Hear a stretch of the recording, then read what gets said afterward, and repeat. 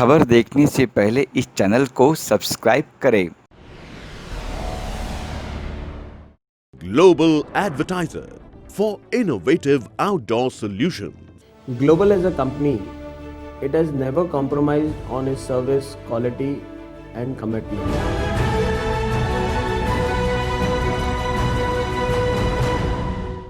NRC, CA और NPR कानून के खिलाफ अभी कुछ ही महीने पहले दिल्ली से लेकर कन्याकुमारी तक विरोध प्रदर्शन करते लोग नजर आ रहे थे। शाहीन बाग, मुंबई बाग, मुंबई में, कलकत्ता में, दिल्ली में, न जाने कहाँ नहीं।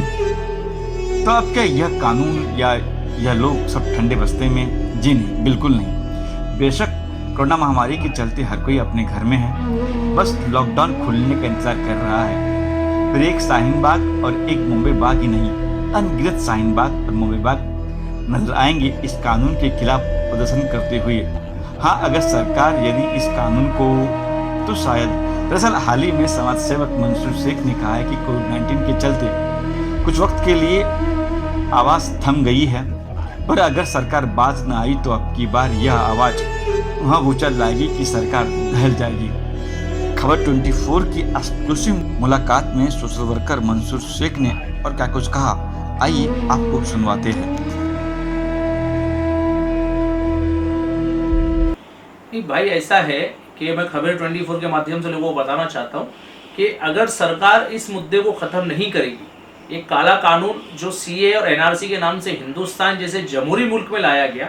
हिंदुस्तान में 73 सालों से हिंदू, मुस्लिम, सिख, ईसाई, पारसी, जैन, बौद्ध हर मज़हब के लोग मिलजुल के इत्तेहाद और इत्तेफाक से रहते हैं। आज़ादी के पहले भी हम लोग बहुत ही मिलजुल के रहते थे। आज़ादी के बाद से इस मुल्क का माहौल बहुत खुशगवार है, किसी को कोई तकलीफ नहीं है। मेरा नाम मंसूर शेख है। मेरे कई दोस्त हैं जो नॉन मुस्लिम हैं, कई मैं उनको जानता हूँ जो उनके घरों में मैं जाता हूँ दिवाली में और उनके गणेश चतुर्थी के मौके पे। वो मेरे घर में रमज़ान में, ईद में और बकरीद वगैरह में मौके पे मेरे त्योहारों में शामिल होते हैं।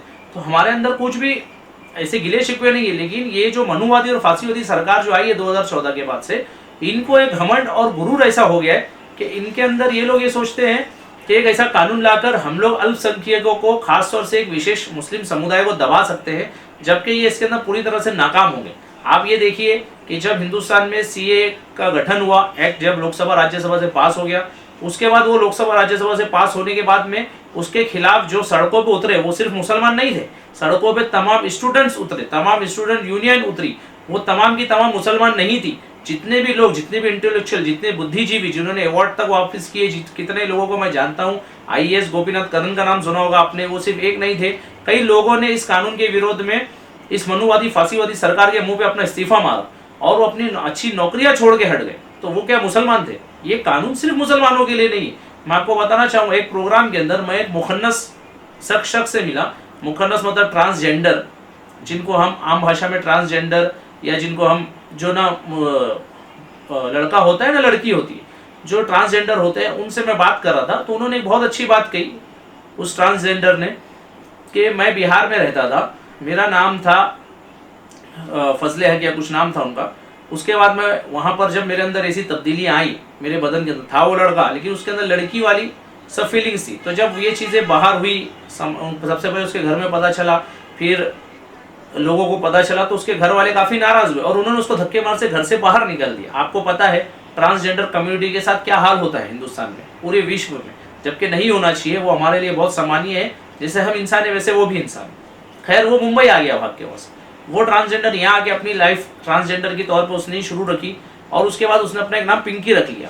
आज आप मुझे बताइए, आज जब उसके घर पे आप जाते हैं, आप पूछते हैं कि यहाँ पे फजले हक नाम का कोई इंसान था, तो वो ये बोलते हैं उसके घर वाले कि भाई यहाँ पे फजले हक नाम का कोई भी लड़का नहीं रहता है, वो मर चुका है, वो नहीं है।